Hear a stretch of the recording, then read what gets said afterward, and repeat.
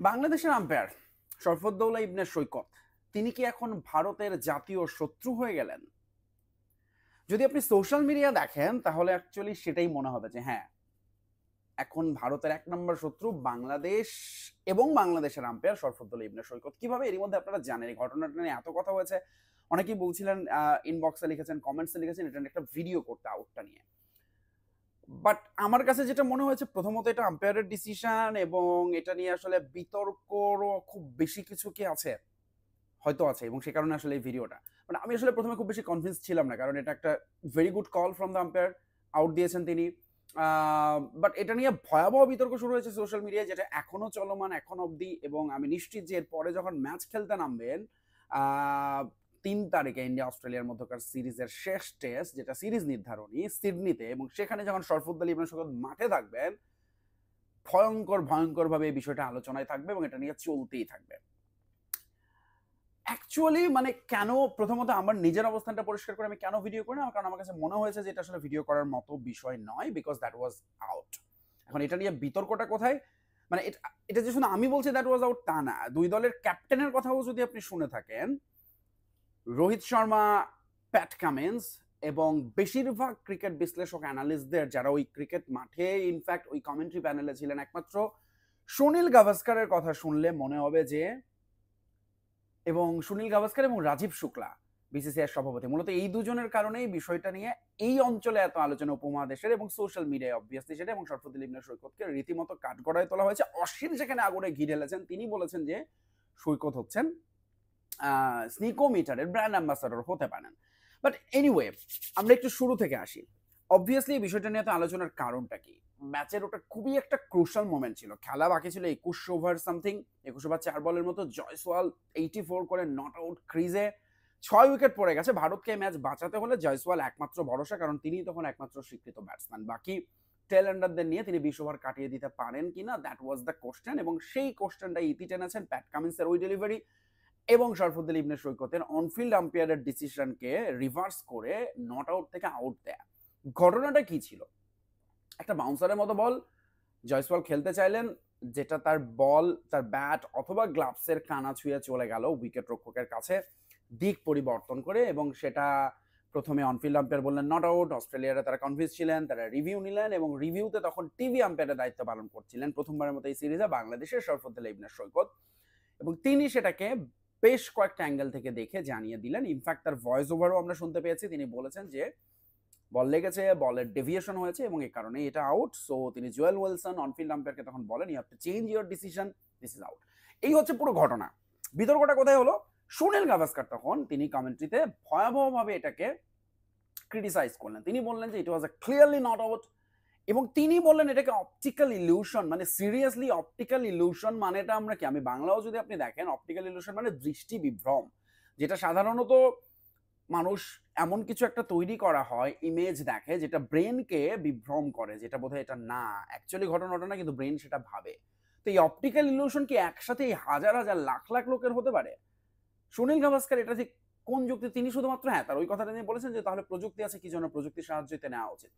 But দু দলের ক্যাপ্টেনের কথা বলছিলাম, রোহিত শর্মা, তিনি প্রেস কনফারেন্স অবভিয়াসলি কোশ্চেনটা উঠেছিল এবং তিনি এটাকে পরিষ্কার করেছেন যে না,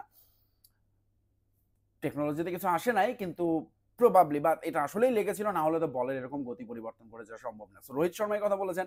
প্যাট কামিন্স তো তিনি বলবেনই, অজি ক্যাপ্টেন, তিনিও জানিয়েছেন যে হ্যাঁ, লাকিলি অন্য অনেক কিছু এলিমেন্টস ছিল প্রযুক্তিতে ধরা না পড়লেও, যেটা প্রমাণ করেছে যে জয়সওয়াল তখন আউট ছিলেন এবং তিনি আউটটা দিয়েছেন।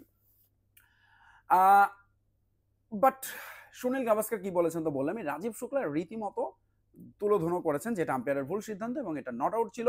প্রযুক্তি যখন থাকবে প্রযুক্তির সিদ্ধান্তই নিতে হবে। কিন্তু এবার আমরা একজন আম্পায়ারের কথা শুনি, যে সে আম্পায়ার না যিনি দীর্ঘদিন ক্রিকেটের নাম্বার 1 আম্পায়ার, সাইমন টফেল, পুরস্কারপ্রাপ্ত আম্পায়ার আইসিসির, তিনি এটাকে স্পষ্টভাবে বললেন যে আম্পায়ার সঠিক সিদ্ধান্ত নিয়েছেন। একটা দারুণ দারুণ statement for Sharfuddoula Saikat, Simon টফেলের এই কথাটা, কারণ টফেল এটাকে রীতিমতো ব্যাখ্যা করেছেন যে দেখেন, এরকম সিচুয়েশনে টেকনোলজিতে যখন কিছু আসে না, তখন আসলে আপনাকে এই দিকগুলোই মাথায় রাখতে হয়। বলটা লেগেছে কি লাগেনি, আপনি যখন নট 100% শিওর, তখন আসলে আম্পায়ার, থার্ড আম্পায়ারের কাজটা কি, টিভি আম্পায়ারের কাজ, যে সেই ব্যাপারে তার সিদ্ধান্তটা নেয়া, এবং তিনি কনক্রিটের মতোই হয়েছেন বলেই তিনি সিদ্ধান্তটা দিয়েছেন আউট। কারণ স্পষ্টভাবে বলটা, আপনার নিশ্চয়ই সোশ্যাল মিডিয়ায় অনেকগুলো ছবি ভেসে বেড়াচ্ছে, দেখেছেন, বাঁক নিয়ে চলে যাচ্ছে গ্লাভসের এই জায়গাটা থেকে, তার মানে টাচ না হলে এটা সম্ভব না। অনেকেই বলছেন যে অনেক সময় অজিতে লেট সুইং করে, but that was not the case in that particular situation. So obviously একটা টাচ লেগে বলটার গতি পরিবর্তন করে এবং অ্যালেক্স ক্যারিকে সেটা ক্যারি করতে হয় খানিকটা সরে গিয়ে, এবং সে কারণে সাইমন টফেল এটাকে একটা বিগ ফুল মার্কস দিয়েছেন, তিনি 100 মার্কস দিয়েছেন টু দ্য থার্ড আম্পায়ার, এবং যে এটা ছিল আউট।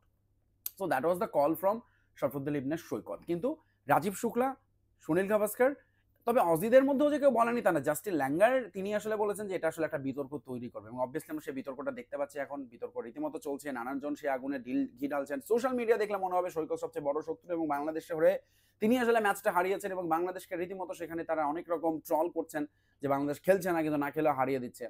বাট এটা হচ্ছে অ্যাকচুয়ালি সোশ্যাল মিডিয়া কিন্তু আসলে সবসময় সত্যিটা বলে না। সত্যিটা হলো যে বেশিরভাগ ইন্ডিয়ান, ইভেন রবি শাস্ত্রীও তিনিও বলেছেন যে এটা আউট ছিল। তবে এই বিতর্কের তাহলে আসলে আমি যদি বলি হয়তো চলতে থাকবে, কিন্তু এই বিতর্কের সবচেয়ে বেশি করে পানি ঢেলেছেন এবং যিনি সবচেয়ে শক্ত স্টেটমেন্টটা দিয়েছেন, অনেকেই হয়তো তাকে চিনবেন না, তার নাম হচ্ছে সুরিন্দর খান্না, যিনি ভারতের সাবেক ক্রিকেটার এবং উইকেট রক্ষক ক্রিকেটার, এবং একজন উইকেট রক্ষকের জন্য এই কথাটা বলা, তিনি যখন বলেন এই ধরনের সিচুয়েশনে, সেইটা আসলে অনেক বেশি গুরুত্ব পায়। এবং সুরিন্দর খান্না কি বলেছেন, তিনি বলেছেন যে এটা নিয়ে তো বিতর্কের কোনো প্রশ্নই ওঠে না, because that was clearly out. That is bold statement. এমনকি তিনি এটাও বলেছেন যে মিথ্যে কথা তো ওরা বলছে, মানে তিনি ইন্ডিয়ান টিমকে ইঙ্গিত করেছেন, ইন্ডিয়ান ক্রিকেটারদের বলছেন যে তারা তো মিথ্যে কথা বলছে, এবং তারা এই কথাটা নাকি আকাশদ্বীপের সময়ও বলেছিল তাকে যখন আউটটা দেয়, সেটা নিয়েও খানিকটা বিতর্ক হয়েছিল আকাশদ্বীপের আউটটা নিয়ে, বাট সেটা ম্যাচের হিসেবে ক্রুশাল পয়েন্টের হিসেবে অতটা হয়তো গুরুত্ব বহন করে না, এবং সে কারণে সেটা খুব বেশি আলোচনায় ছিল না। বাট সুরিন্দর খান্না সেই বিষয়টাকে টেনে এনেছেন যে তারা তো আকাশদ্বীপের আউটের সময় এত বলেছিল, এরকম মিথ্যে কথা বলেছিল, সো এটা ক্লিয়ারলি আউট। এবং তার যে লাস্ট কথাটা, আমরা আসলে বাজে খেলেছি বলেই হেরেছি, আমার মনে হয় সহজ সরল স্বীকারোক্তিটা ইন্ডিয়ান টিমেরও স্বীকার করে নেওয়া উচিত। এবং এরই মধ্যে আপনি নিশ্চয়ই খেয়াল করে দেখবেন যে রোহিত শর্মাকে নিয়ে এখন সবচেয়ে বেশি আলোচনা হচ্ছে। রোহিত শর্মার ক্যাপ্টেন্সি ছেড়ে দেওয়া উচিত, রোহিত শর্মার টেস্ট থেকে রিটায়ারমেন্টে যাওয়া উচিত, সরে যাওয়া উচিত, নানান রকম কথাবার্তা। বিরাট কোহলি তিনি প্রবাবলি হয়তো রানে ফিরবেন, এবং তারপরও তাকে নিয়েও সমালোচনা হচ্ছে, কিন্তু ইন্ডিয়ান ক্রিকেটারদের অনেকেই সমালোচনা করছে যে কি কি ভুল করেছে তারা, বরং সেইটাতে তাদের ফোকাস করা উচিত, আম্পায়ারিং এই সমস্ত ইস্যুতে কথা না বলে। এবং আমার ধারণা যে ফিফথ ম্যাচে শরফুদ্দৌলা ইবনে সৈকতের জন্য একটা বড় চ্যালেঞ্জ, ইনফ্যাক্ট তার ক্যারিয়ারের হয়তো সবচেয়ে বড় চ্যালেঞ্জ এটাই হতে যাচ্ছে।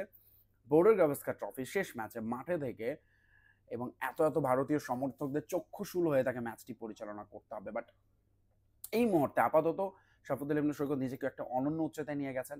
বাংলাদেশের তিনি আসলে জন্য একটা বিরাট বড় অর্জন, সম্মান, বিশ্বকাপেও দায়িত্ব পালন করেছেন, বোর্ডার গাভাস্কার ট্রফিতে গিয়েছেন। তার এই অগ্রযাত্রা চলতে থাকুক, এরকম সাহসী সিদ্ধান্ত সিচুয়েশনের সময় তাকে আসলে নিতে হতে পারে। এই মুহূর্তে আপাতত একটা বিগ স্যালুট এবং hats off two Sharfuddoula Ibne সৈকত।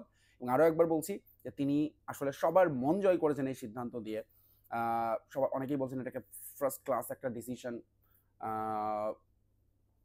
কেউ বলছেন যে decision of the year umpiring হিসাবে। সো আমার মনে হয় সোশ্যাল মিডিয়ার এই মিথটা শরফুদ্দৌলা ইবনে ভারতের যখন জাতীয় শত্রু, আসলে এটা পুরোপুরি ঠিক না। হয়তো ক্রিকেট ফ্যানরা সবসময় একটু বাড়াবাড়ি করেন সোশ্যাল মিডিয়ায়, সেটা দুপক্ষ থেকেই করা হয়, কিন্তু এটা যদি ক্রিকেটীয় দৃষ্টিকোণ থেকে দেখেন, আমি বলবো একটা brave decision from the umpire, এবং ইন্ডিয়া এটাকে আসলে ক্রিকেটীয় স্পোর্টসম্যানশিপে অ্যাকসেপ্ট করা উচিত, এবং তারা সেটা করেছেও দল থেকেও, এবং বেশিরভাগ বাইরে যে কথাবার্তাগুলো হচ্ছে এগুলো আসলে চলতেই থাকবে। বাট আপাতত চোখ থাকবে পঞ্চম টেস্টে সিডনিতে, সেখানে আমাদের আগ্রহের জায়গা হয়তো অনেকেরই থাকবে যে ইন্ডিয়া অস্ট্রেলিয়ার পারফরমেন্সের বাইরেও শরফুদ্দৌলা ইবনে সৈকতের পারফরমেন্স কেমন হয়। এখন পর্যন্ত কিন্তু তিনি খুবই দুর্দান্ত পারফর্ম করে এসেছেন, তার সিদ্ধান্তের ক্ষেত্রে রিভিউ নিয়ে আমরা দেখেছি বারবারই সেটা ভুল প্রমাণ হয়েছে। সো আরও একটা চ্যালেঞ্জের সামনে দাঁড়িয়ে শরফুদ্দৌলা ইবনে সৈকত, এবং অবশ্যই এখানেও আজ থাকবে বাংলাদেশের নাম। সো অল দ্য বেস্ট, এবং আরও একটা এক্সাইটিং ম্যাচ নিশ্চয়ই আমরা দেখতে যাচ্ছি। সো আপাতত আজকে এই পর্যন্ত থাকে। আপনাদের কাছে নিউট্রাল, আমি ক্রিকেটীয় দৃষ্টিকোণ থেকে জানতে চাই সিদ্ধান্তটা আপনি হলে কি করতেন, যেহেতু কোনো হটস্পট নেই, that could be the only one solution. Technology কিন্তু খুব খরচে, অনেক সময় আমরা হটস্পট দেখি না, এবং এই সিরিজেও নেই সেটা। ফলে হটস্পট না থাকার কারণে কিন্তু আপনি 100% নিশ্চিত হতে পারেননি ফ্রম টেকনোলজি। স্নিকোমিটারে সাউন্ড আসেনি, আলট্রা এজ কিছু দেখাতে পারেনি।